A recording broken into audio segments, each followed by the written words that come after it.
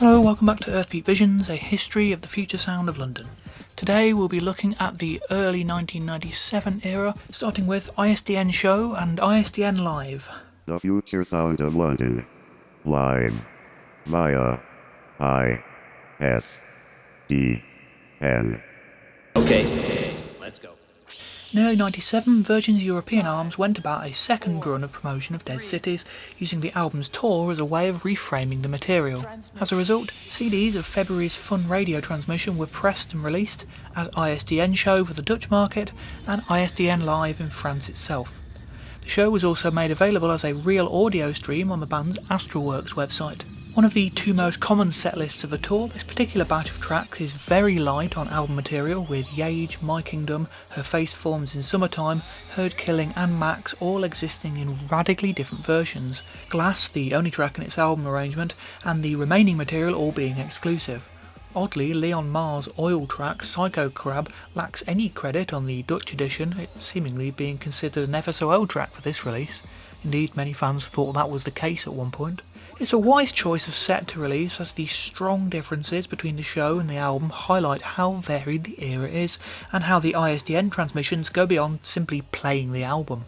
The atmosphere is distinctly different to Dead Cities, with environments being more obviously based around sample mangling, giving them the gooey organic vibe more similar to the band's 1994 work, and many of the tracks being darker and more percussive than a lot of the material on the album itself. If Dead Cities is an exploration of the city, with its light and dark sides evenly balanced, ISDN Show is very much the urban decay version often talked about in reviews and interviews, wildlife gradually taking over as the city's decimated remains begin to fester.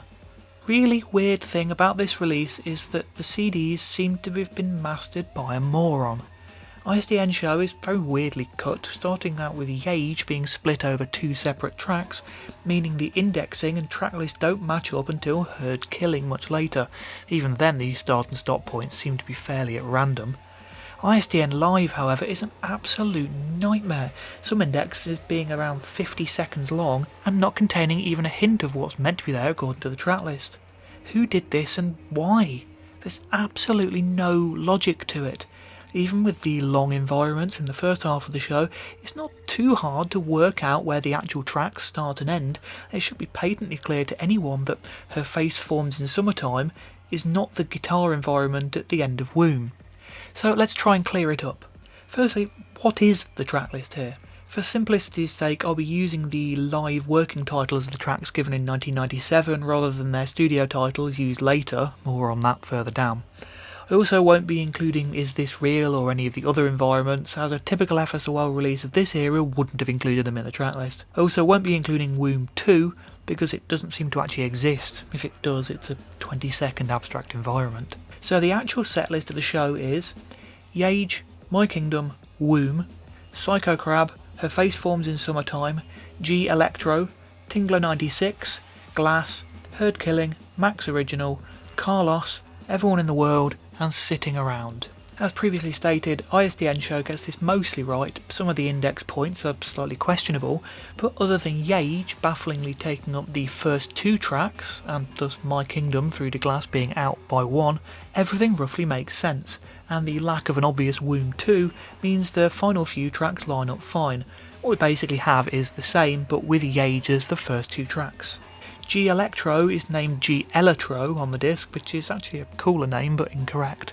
ISDN Live actually starts reasonably well for the first two tracks, and then it goes off the rails massively, with no tracks after My Kingdom matching up with what's written on the cover at all. Even worse, track 3 contains none of the tracks titled on the sleeve at all, being 2 minutes of environments. Kawa, Is This Real, and the environments from Womb of We Have Explosive Part 1. After Womb, everything returns to comparatively normal, only this time things are 2 tracks out. The removal of the non-existent Womb 2 still means the closing tracks are 1 out, meaning both Everyone in the World and Sitting Around have to exist in the final index to make it work. This makes the tracklist a maddening Yage as track 1, My Kingdom as track 2, Kawa, Is This Real, Womb environments as track 3, Womb as track 4, Womb as track 5, Psycho Crab as 6, Then Her Face Forms in Summertime, G Electro, Tingler 96, Glass, Herd Killing, Max Original, Carlos, and then Everyone in the World and Sitting Around as track 14. Many years later, the final studio mixes of several of these live tracks reappeared on the From the Archive series without their working titles, meaning we can now do a secondary run of track lists. So the actual set list runs to Hallucination, My Kingdom, Accompaniment for Melodious Expression, Psycho Crab, Her Face Forms in Summertime, Yashika, War Machines, Glass, We Have Explosive, Herd Killing, Insides, Santana, Everyone in the World, and Arrived. You think that was tedious? Wait till we get to the entry for the ISNS. I have mixed feelings about ISDN Show and the whole Dead Cities tour in general. There are some fantastic bits. I enjoy hearing the tracks rearranged, even though none of them really top the final mixes. And of course any new FSOL is great, especially given the range of new environments created for the shows. That said, the atmosphere is so different to the album and lacks a lot of the record's beauty. Certainly Yashika and War Machines are fantastic tracks, but they just don't come close to material like Max, Dead Cities or Through Your Gills I Breathe when it comes to actually moving me. A worthy release in its own right, but for me a slightly inferior take on Dead Cities. In hindsight, I do wonder whether a lot of this material is what Garry was considering when he talked about the album being too dark and aggressive. My Kingdom live version. The version of My Kingdom from the 96 and 97 ISDN tour finds the band continuing to develop the track on from the single version, or maybe it was even recorded around the same time as it and even considered as being a potential single mix. It opens with the Mary Hopkin vocal sample, and when the beat comes in, the environment from the end of part 3 is generally overlaid. After a breakdown to the kick and bass, the main vocal section comes in. Not as effective without the build-up, but it still works nicely as a kind of chorus section. Afterwards, the second flute line leads to the big synth build-up.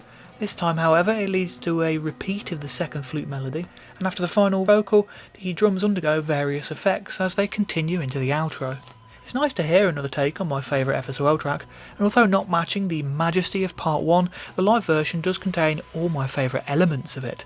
During the various transmissions over the tour, the track was regularly played with different samples appearing over the top, the outro drums subject to different effects, and even the final part of the track cut off entirely at times.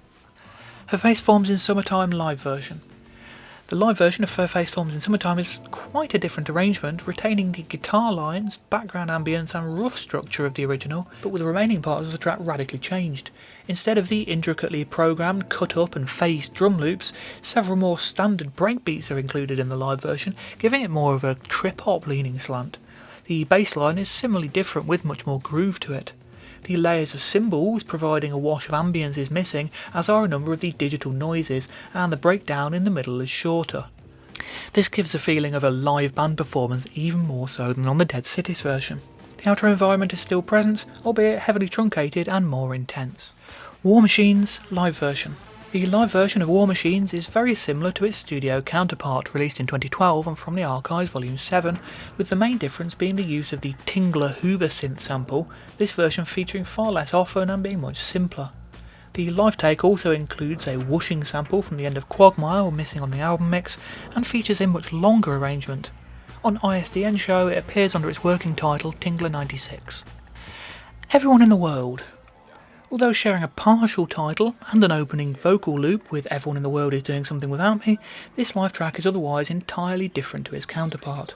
One of those rare things, a Dead Cities era pure ambient track, the vocal fades out into the 96-97 tour environments and samples, as well as melancholic echoing synth chords. Many of these samples reappear in Main's Interrupt from the same era. Synth squelches and muted trumpet complete the short track. The version on ISDN Show ends with the opening minute of Arrived, while ISDN Live pieces the two tracks together in the same index point on the CD. A studio version has never been released. We Have Explosive. Release date 17th of March 1997. Inevitably, We Have Explosive came out as a proper single. After a promo 12-inch edition in 1996, and the track's iconic appearance on the Wipeout 2097 or XL game, chances of it not being a single must have been low. It's not my favourite FSOL track, but it's such an obvious single. At the height of the big beat era, when tracks with chunky programmed drums, guitar samples and novelty vocal samples were all over the charts, We Have Explosive fit in perfectly.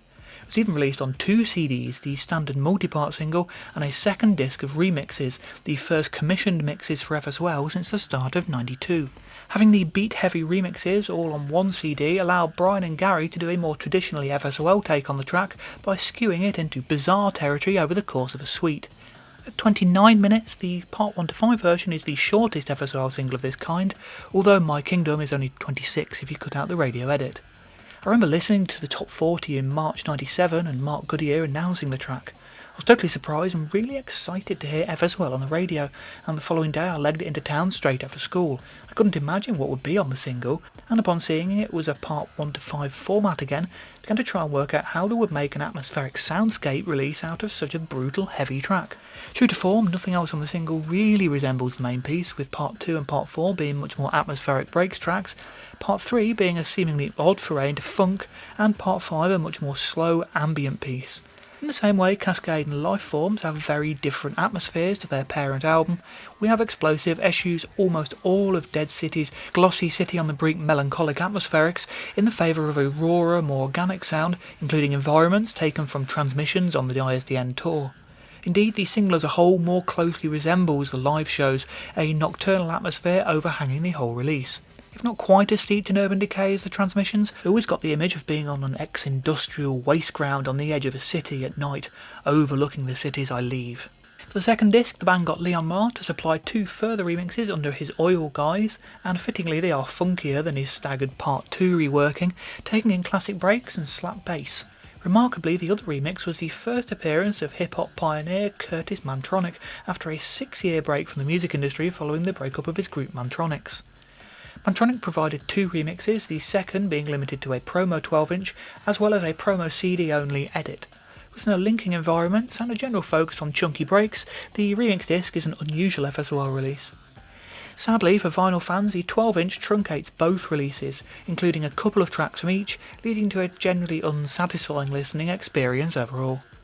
In the US, without the runtime limitations for charting singles like in the UK, the CD included all 9 tracks. If the funkier approach and remix disc are somewhat different for the band, then the artwork mixes things up a lot. The art over all releases features no FSOL hallmarks at all. No computer graphics or photo manipulation, no spiky, VIT or Shawneen, no Eurostyle extended. Barely any buggy. Instead, it depicts screenshots from the music video, directed by animator Run Rake. Rake's surreal style, playful and largely hand-drawn and cut, is so at odds with the typical FSOL style that the covers for these releases are startling, the old-fashioned sci-fi fonts similarly so. The standard CD depicts a man walking in front of banks of cars, the title added in newspaper clipping text. The remix disc shows a man with a plug for a head and phono cables for arms. The 12-inch features a sinister-looking figure holding up the title. The US CD has the title in monochrome. It's a very strange about turn for the band with a fairly consistent house style.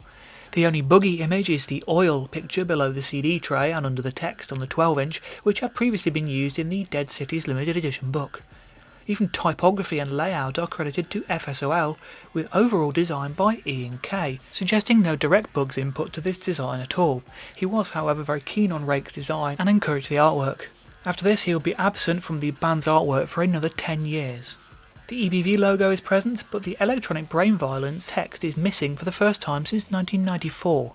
The video includes footage from Rake's short film Jukebox as well as new material, all cut at high speed and synced with the music. It's big, colourful and completely daft, and in that manner suits We Have Explosive very well. It also feels like a very new type of FSOL.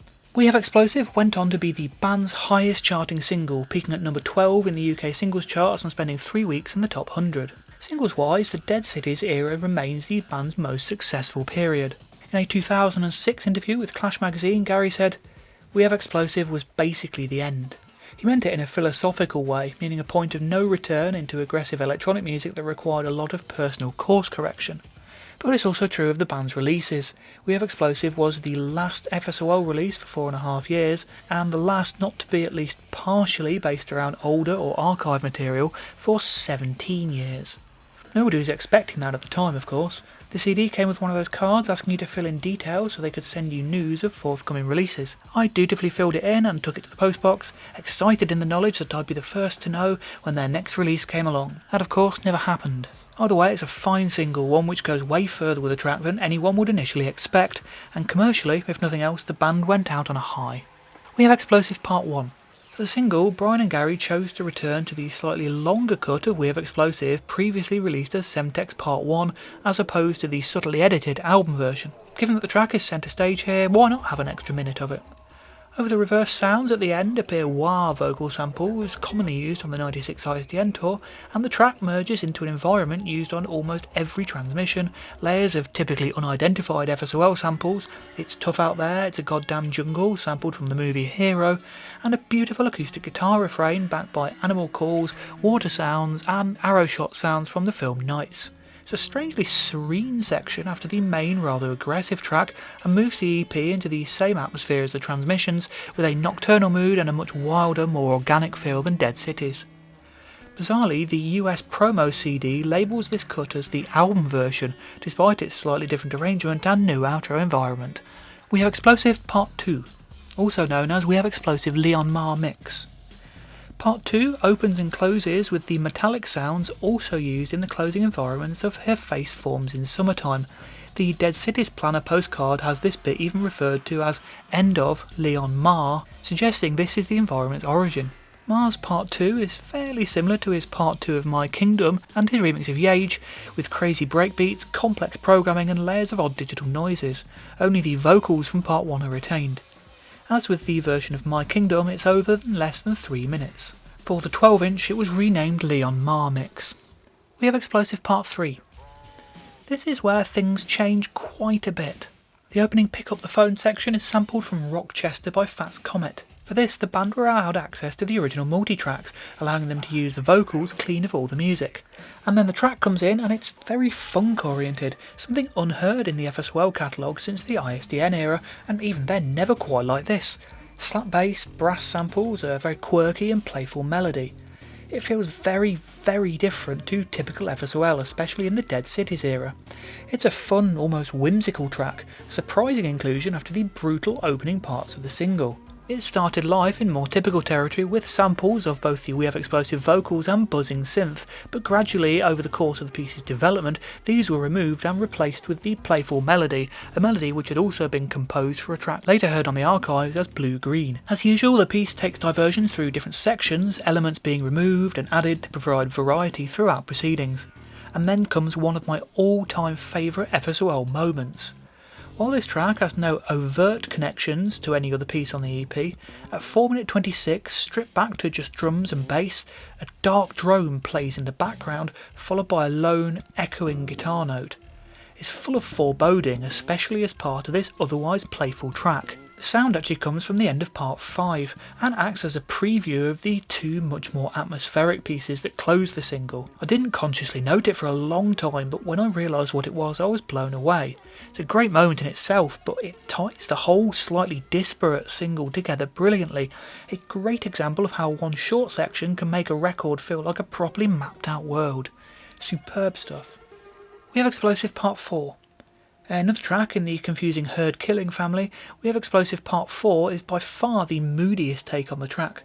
It starts a closing two-part linked section of the single, opening abruptly without even a crossfade, simply cutting in over part 3 with the haunting guitar note heard during the end run of that track, before moving into an environment previously heard on the 1996 tour at the end of Yashika, also sampling the choral vocal from the Glass closing environment, this leading into a new atmospheric synth sound and eventually the live arrangement of We Have Explosive Herd Killing with its overlaid pitch-shifting synths.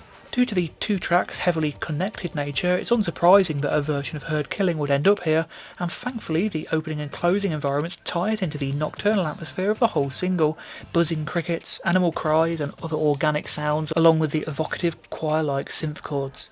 These elements probably make it my favourite version of Herd Killing. We have Explosive Part 5. The final part of the We Have Explosive single has no obvious ties with the original track, and closes out the 5-part suite on an incredibly moody note. Layers of atmospheric sound, no idea what, it is F as well after all, run through the entire track, just about the closest to drone music the band come, on top of which are loose jazzy drums skirting around playing a steady rhythm.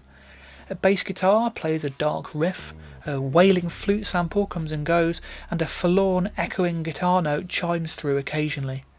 Around 4.5 minutes, a steady breakbeat finally comes in, giving some momentum to the piece. It's an incredibly long build-up to this section, and the beat relieves the tension somewhat without ruining the atmosphere at all. After a couple of minutes, it cuts out again, and we're left with 90 seconds of atmospherics. A new drone, based around what sounds like a sample of strings and piano, comes in and sees us through to the end, joined by the guitar note. It is this section that was first heard in part 3, tying the second half of the single together brilliantly. This final minute is probably the closest the band have ever come to creating pure stillness, and combined with the inherent darkness of the piece is the sound of something very much coming to a close, or even dying. I always want it to last twice as long as it does, as it's the sort of atmosphere you can just lose yourself in. Of course, this is FSOL and they never stand still for long. Most artists would make a track out of this section alone. The feeling of death, although totally unintentional at the time, is incredibly fitting in hindsight for the last commercially released Dougans Cobain original of the 1990s. For a largely non-stop run of releases since 1990 to end on a track like this is almost serendipitous. We Have Explosive 7-inch edit, also known as We Have Explosive radio edit. Every 6-minute dance single needs a radio edit, and We Have Explosives comes under the slightly old-fashioned name 7-inch edit, except in the US for some reason. The opening is a brief moment of madness, samples cut up more hectically than on the original. Otherwise, it's basically 44 seconds to 2 minutes 48, bolted to 4 minutes 52 to 5:54 of part 1. It's the only time that the final note fading away at the end is heard on an FSOL CD, as an alternative radio edit was used for the Teachings from the Electronic Brain compilation. We Have Explosive Oil Funk Remix. Brian and Garry stumbled across Noel Ram, aka Leon Moore, aka Oil, as his Ram studio was in the same block as Earthbeat. The story goes that his funky oil project felt so fresh after the rigid sounds of Dead Cities that he played a huge part in the band's change of sound starting in 1997. We Have Explosive being the first release of the year, they also invited him to provide a couple of remixes in his groove-driven style. The funk remix is just that, funky slap bass, wah-wah guitar, groovy breakbeats, squelching synths, only the title vocals and a brief appearance of the part 4 synth pad being ported over from the original. I used to hate this remix, it being so utterly lacking in atmosphere or ambience in any sense at all. Not really what I listen to FSOL for. Over the years, of course, my taste has developed somewhat and I've grown to really enjoy it as 3 minutes of fun. We Have Explosive Mantronic Plastic Formula No. 1. Pulling in a name like Curtis Mantronic, especially for his first production work in 6 years, was quite a feat. The 80s hip-hop producer's return finds him working with the Apache break, sirens and a woman saying his name, as well as numerous elements from the original. Effectively a more dance-floor-friendly breakbeat mix of We Have Explosive, it streamlines the track somewhat but does it very well. There's no doubt that this is a track by one of the pioneers of breakbeat music. Absolutely not to my taste, but hard to deny its quality. We Have Explosive Oil Dub. Surprisingly, not actually a dub remix of We Have Explosive. Leon Mar's second oil remix of the track is nevertheless a deep track, a chugging, heavily chopped up breakbeat getting things started before trumpets and harmonicas are added, coated in cavernous reverb. Vocals and guitars come over from the original, although the huge washes of reverb stop it from being simply another breakbeat version of the track. Funky bass lines are added and mangled in a similar manner to the drums. And just when you're wondering how this can be carried on for the full 6 minutes, the plug is pulled and the whole thing is dropped to half tempo. The slower speed, combined with all the samples, takes the track into quite a menacing place, a swamp of wailing instrumentation and grinding drums. The whole thing reverts to normal speed for the closing run. An unusual but very effective remix. We have Explosive Mantronic Plastic Formula No. 2. A 12-inch promo exclusive remix of the track. It's a shame this one languishes in obscurity, as it feels a little more developed than the Plastic Formula No. 1, with all the track's elements chopped up and messed around with more and more emphasis on the original buzzing synth line. Otherwise in a very similar territory to his other mix, based around the Apache break and the sirens, albeit often pitch shifted here, and the vocal sampling announcing Curtis Mantronic's name, my preferred of his two remixes. We have Explosive Mantronic Plastic Formula No. 1 Edit. Undoubtedly a star billing on the single, Curtis Mantronic's appearance even made it over to the radio promo CD, with an edit allowing potential daytime radio play for anybody interested. Structurally, the track is effectively a condensed version of the Plastic Formula No. 1, running through all the sections in the same order. ISDN BBC Radio 3 Mixing It, 25th of March 1997. This transmission is often considered as the very start of the sessions that would lead to the ISNES, but it's more complex and more transitional than that. The Mixing It 97 session would be better described as the end of the Dead Cities era, as everything here grew out of sessions for that album. A decent quality bootleg of the show was widely circulated for years before being replaced by an official release in the pod room. The official version comes with an attached interview, although bizarrely it's the interview from the 1994 Mixing It transmission. The bootleg is worth tracking down for completists as it does contain the full interview with Garry. It's the last time he would give a full audio interview in the 1990s. He talks about dissatisfaction with the various forms of media they've been experimenting with, radio, computer graphics, ISDN, and how they want to go further to perfect them. There's also talk about having to be so clever with their samples on albums that they're not suable, so the radio transmissions allow them to be freer. This is an answer to a question about whether the material coming up is workshopping for a new album, and frustratingly that actual question goes unanswered. Behind the interview is a bed of previously unheard environments, what might be animal sounds? Who knows what really goes into these things though. When the music starts, it's with an acoustic guitar line, which is a bit different. It's the start of Sendoro Luminoso. A track often considered to be the start of the ISNES era, it actually partly developed out the sessions for the We Have Explosive single. Part 4 of We Have Explosive shares material with a track later released as Implosive, which itself shares a bass line and drums with Headhunter and eventually Sendoro Luminoso. And of course it includes the flutes and seagull sample from Papua New Guinea, just to add confusion. The outro is slightly longer than the version released on From the Archives Volume 5, and it leads into the coda section, featuring lyrics written by Garry as part of a potential new direction. When officially released as A Sweltering Heat, the vocals were removed.